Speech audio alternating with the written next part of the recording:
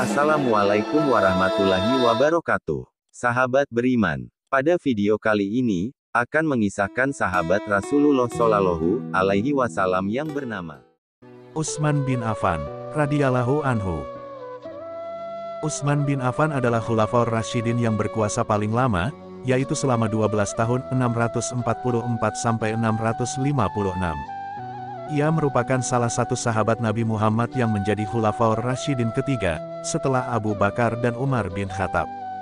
Di masa kekuasaannya, pemerintahan Islam memperluas wilayahnya ke Fars sekarang Iran pada 650, dan beberapa wilayah Khorasan sekarang Afghanistan pada 651.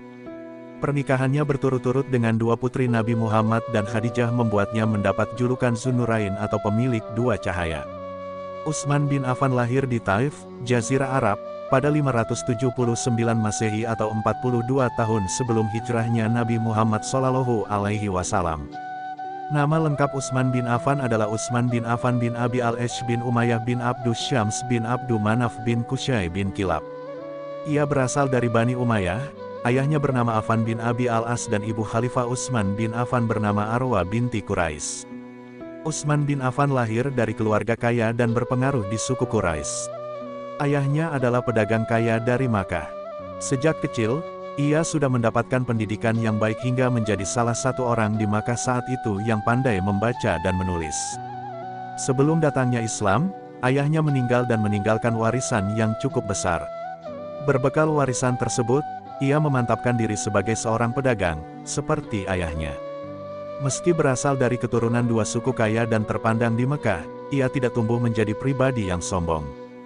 Kisah Utsman bin Affan yang dermawan bahkan terkenal di penjuru kota. Ia kemudian melakukan perjalanan bisnisnya hingga ke Syam dan Habasyah untuk memperluas jaringan. Setelah berhasil mengembangkan usahanya, ia menjadi salah satu pedagang kaya yang terpandang di Makkah.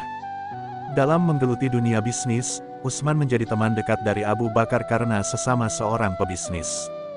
Masuk Islam. Ketika Nabi Muhammad Shallallahu Alaihi Wasallam mendapatkan wahyu dan mendakwahkan agama Islam, Abu Bakar menjadi orang pertama yang memeluk Islam. Setelah melakukan perjalanan bisnis ke Suriah pada 611, Abu Bakar mendatangi Utsman bin Affan untuk mengajaknya memeluk Islam. Utsman pun memutuskan untuk memeluk Islam dan kemudian dibawa Abu Bakar bertemu Nabi Muhammad untuk menyatakan imannya. Dengan begitu, Utsman menjadi salah satu orang yang paling awal masuk Islam, mengikuti Ali, Zaid, Abu Bakar dan beberapa lainnya.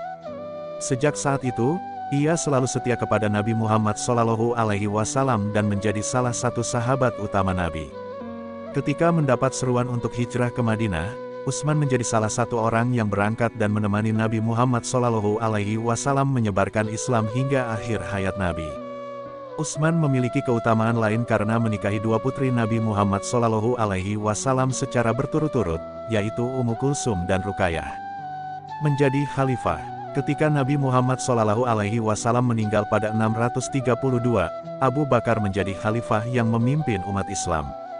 Sedangkan Utsman bin Affan bersama dengan sahabat lainnya menjadi penasihat utama dalam pemerintahan Abu Bakar. Setelah Abu Bakar wafat pada 634, Umar bin Khattab menggantikan kedudukannya hingga akhir hayatnya pada 644. Begitu Umar menjabat sebagai Khulafaur Rasyidin kedua, Utsman tetap berada di Madinah menjalankan bisnisnya dan ikut andil dalam pemerintahan. Berbagai peristiwa dilaluinya, hingga tiba waktu Umar bin Khattab meninggal karena dibunuh oleh Abu Lu'lu'ah. Setelah itu, diadakanlah musyawarah untuk memilih khalifah selanjutnya. Ada 6 orang kandidat khalifah yang diusulkan, yaitu Ali bin Abi Thalib, Utsman bin Affan, Abdurrahman bin Auf, Sa'ad bin Abi Waqqas, Zubair bin Awam, dan Talha bin Ubaidillah. Namun, Abdurrahman bin Auf, Sa'ad bin Abi Waqqas, Zubair bin Awam, dan Talha bin Ubaidillah mengundurkan diri, hingga hanya Utsman dan Ali yang tersisa. Setelah dilakukan jajak pendapat, mayoritas masyarakat menginginkan Utsman menggantikan Umar sebagai khalifah ketiga. Maka pada bulan Muharram 23 Hijriah atau 644 Masehi, Utsman bin Affan menjadi khalifah pada usia 70 tahun. Masa pemerintahan Utsman, salah satu hal yang dilakukan Utsman bin Affan selama menjadi khalifah adalah melakukan ekspansi wilayah dan membentuk armada angkatan laut. Pemerintahannya berhasil menguasai Barkah, Tripoli Barat, bagian selatan negeri Nubah di Afrika, Armenia, Tabaristan, Amudarya, negeri-negeri Balkha, Hara, Kabul, Hasnah di Turkistan di Asia, dan Siprus di Eropa. Utsman juga membagi kekuasaan Islam menjadi 10 provinsi dengan masing-masing amir atau gubernur. Di bawah pemerintahannya, umat Islam mengalami era paling makmur dan sejahtera. Konon, rakyatnya mampu naik haji berkali-kali. Utsman juga membangun kepolisian dan pengadilan, yang sebelumnya selalu digelar di dalam masjid. Prestasi Utsman yang paling gemilang yakni membukukan Al-Quran, dan kemudian digandakan untuk dikirim ke Mekah, Suriah, Basrah, Kufah, dan Madinah. Akhir pemerintahan, Utsman bin Affan memerintah selama 2 periode, di mana setiap periodenya berlangsung selama 6 tahun. Akan tetapi, periode kedua kekuasaan terjadi perpecahan dan pemberontakan karena jabatan-jabatan strategis di pemerintahan diberikan kepada keluarganya dari Bani Umayyah. Pada 35 Hijriah atau 655 Masehi, sekitar 1.500 orang datang ke Madinah untuk memprotes kebijakan Utsman itu. Namun karena tidak ditanggapi, protes tersebut berubah menjadi pemberontakan untuk menggulingkan kekuasaannya. Utsman dikepung oleh pasukan tersebut, tetapi menolak melakukan perlawanan karena tidak ingin terjadi pertumpahan darah antar sesama umat muslim.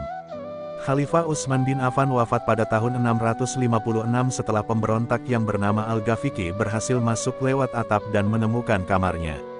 Penyebab kematian Utsman bin Affan adalah karena dipukul kepalanya dengan sangat keras. Wallahu alam bishawab. Semoga kita bisa meneladani beliau para sahabat Rasulullah Shallallahu Alaihi Wasallam. Dan semoga video ini bermanfaat untuk sahabat semua. Terima kasih sudah menonton video ini.